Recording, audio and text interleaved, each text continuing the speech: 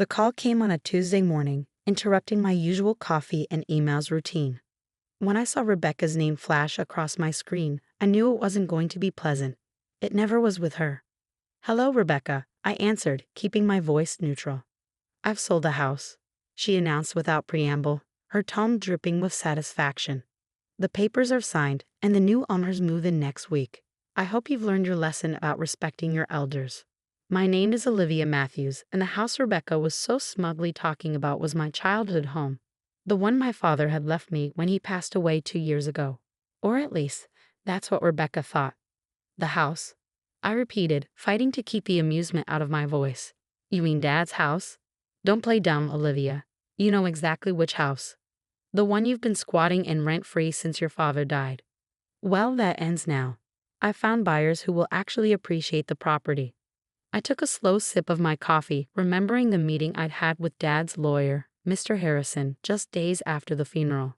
Rebecca had no idea about that meeting, about the documents we'd signed, or about the real ownership of the property. "That's interesting," I said carefully. "And you're sure everything's legal?" She scoffed. "Of course it's legal.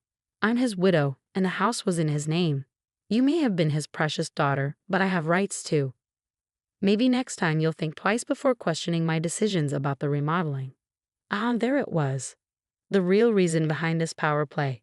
3 months ago, I'd stopped Rebecca from gutting the house's historic features: the hand-carved banisters, the original hardwood floors, the stained glass windows my father had lovingly restored over the years.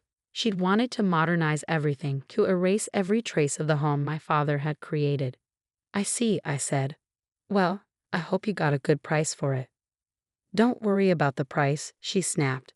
"Just make sure you're out by next Friday. The new owners are eager to start their renovations." I could almost see her smirking, imagining me scrambling to pack up and move out. If only she knew. "Thanks for letting me know," I replied. "Goodbye, Rebecca." As I hung up, I couldn't help but smile. Rebecca had always underestimated me, just as she underestimated my father's foresight. She thought she knew everything about our family's affairs, but there was so much she didn't understand. I picked up my phone again and dialed Mr. Harrison's number. "Olivia," he answered warmly. "I was expecting your call." "She did it," I said.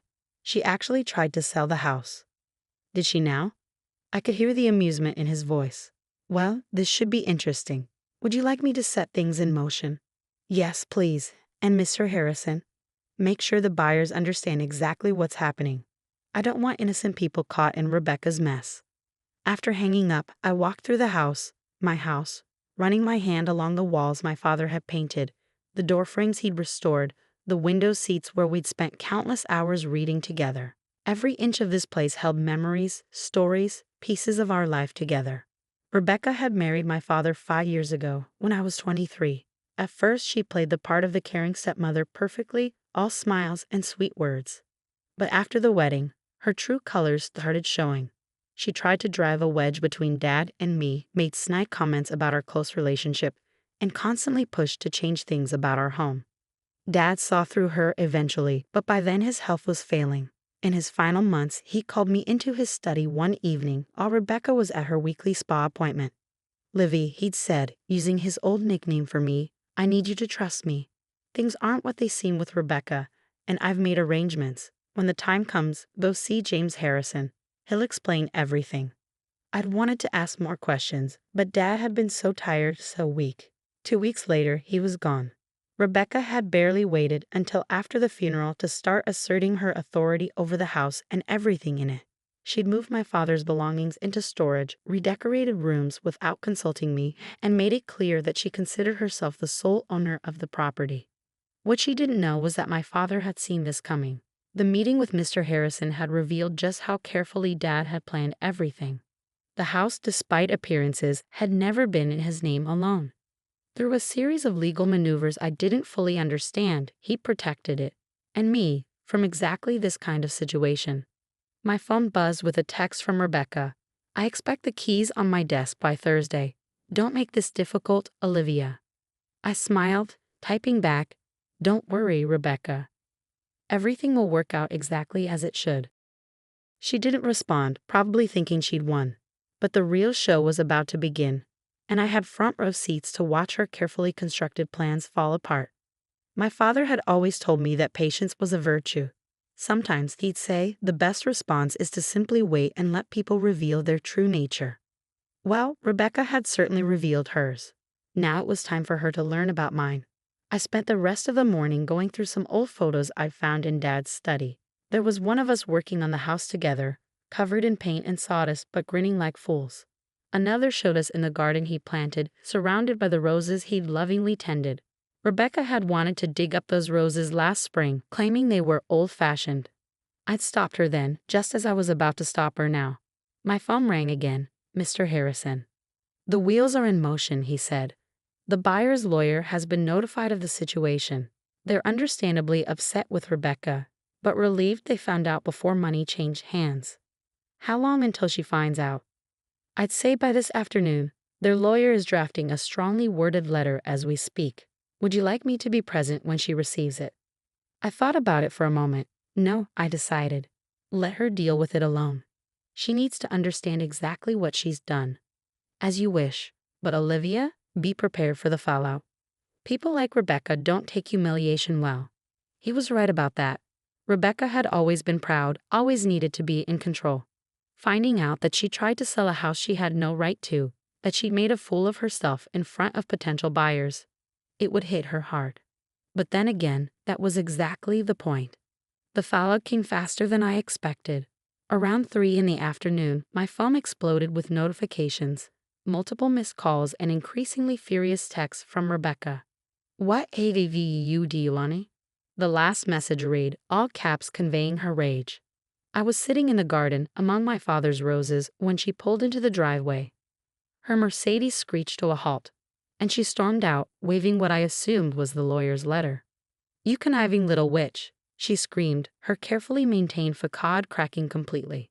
"You knew about this all along." I remained seated, calm despite her fury. Knew about what, Rebecca? Don't play innocent with me. She thrust the letter in my face. "The trust, the property transfer, all of it. You and James plotted this behind my back." "No," I corrected her gently. "Dad and Mr. Harrison arranged it. I just followed his instructions." Her face contorted with rage. "Your father would never do this to me. This has to be a mistake."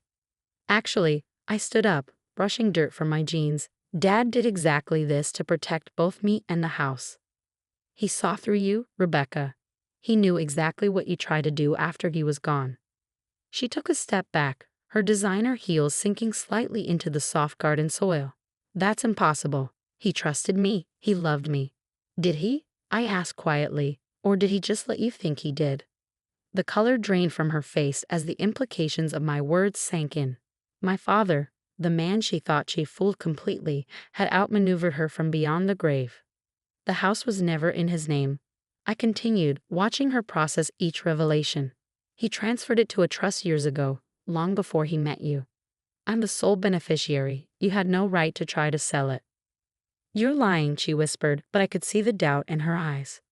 "Check the property records," I suggested. "They're all public. Dad made sure of that too. He wanted everything to be transparent when the time was right." Rebecca's hands were shaking now, crumpling the lawyer's letter. "The buyers, they're threatening legal action. Do you have any idea how humiliating this is? Almost as humiliating as trying to throw your stepdaughter out of her own house." I countered. "Or maybe as humiliating as spending years pretending to care about someone just to get their money." She flinched as if I'd slapped her. "You don't understand anything about my relationship with your father." "I understand more than you think. Dad told me everything before he died, about the prenup you refused to sign, about the mysterious withdrawals from his accounts, about the men you met with while he was in the hospital." Her eyes widened. "He knew. He knew everything, Rebecca. He just waited, watched, and planned. Like father, like daughter, I suppose." She took another step back, her expensive suit now stained with garden dirt. "This isn't over," she threatened, but her voice lacked conviction. "Actually, it is," I replied, pulling out my phone. "I've recorded this entire conversation. Would you like me to add it to the file Mr. Harrison is building about your attempts to illegally sell property you don't own?" For the first time since I'd known her, Rebecca was speechless. She stood there, surrounded by my father's roses, looking completely lost. I'll make this simple, I said. Leave.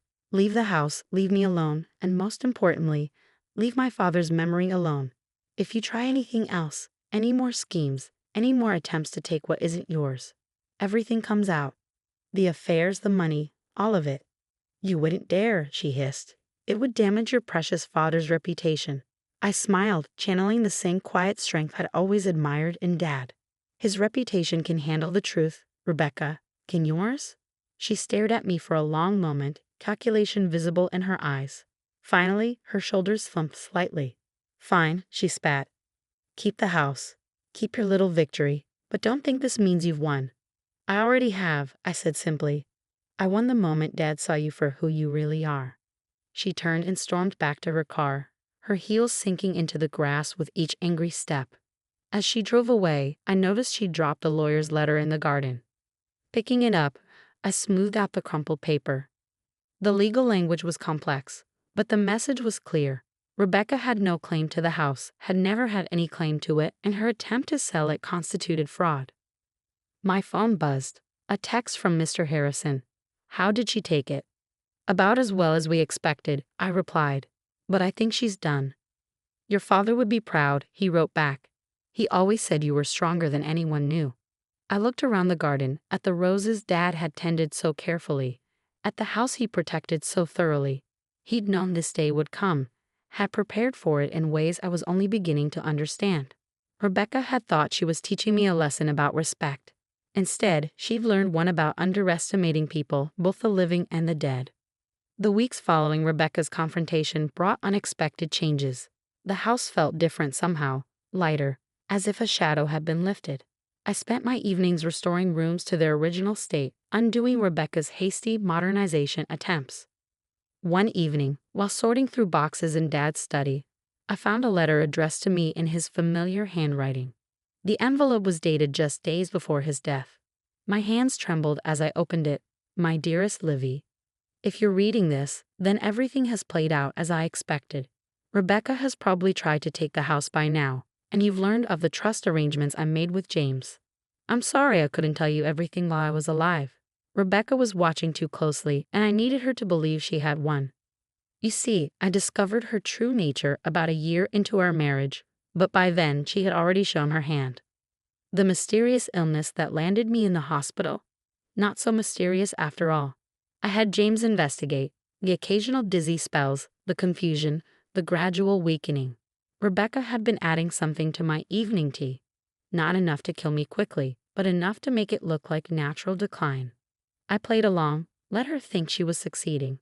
Meanwhile, I made arrangements to protect you and everything we built together.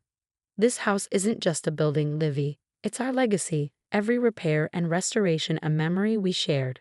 I know it must have hurt, watching me seem to choose her over you those last few months. Please forgive me for that deception. I needed her to believe she had complete control so she wouldn't suspect what was coming. There's more you need to know. Check behind the loose brick in the study fireplace. I left something there for you. Remember, strength isn't always about confrontation. Sometimes it's about patience, about waiting for the right moment to act. I love you, my darling girl. Dad. I sat there for a long time, tears falling onto the letter. Everything made sense now, his distant behavior in those final months, the cryptic conversations, the way he'd insisted on having tea alone with Rebecca every evening. Moving to the fireplace, I found the loose brick easily.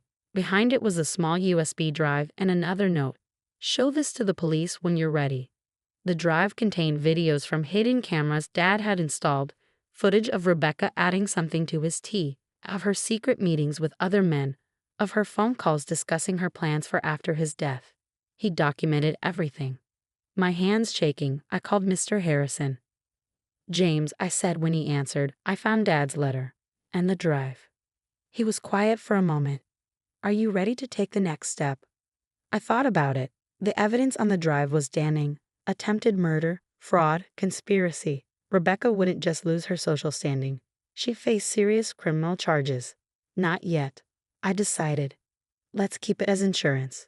For now, knowing we have it is enough. Your father said you'd say that. He replied, and I could hear the smile in his voice.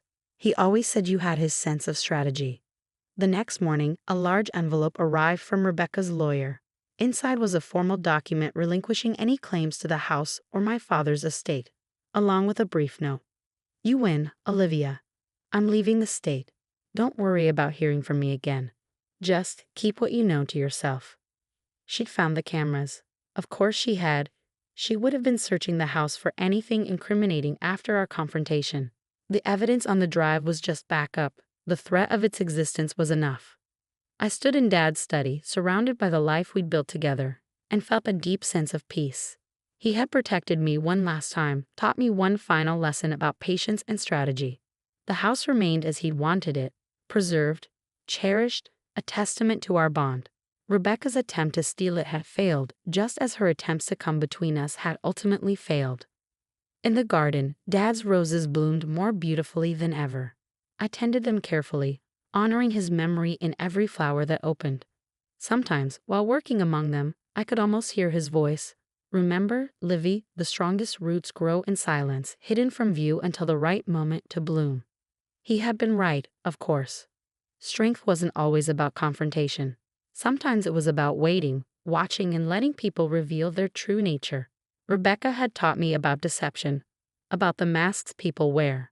But Dad had taught me something far more valuable: how to see through those masks, how to protect what matters most, and how to win without losing yourself in the process. The house stands as it always has, a monument to love, patience, and justice served quietly but completely. And somewhere, I like to think Dad is smiling, knowing that his final lesson was well learned. As for the USB drive, it remains behind that loose brick, a silent guardian ensuring that some stories stay buried, at least for now. After all, as Dad always said, timing is everything.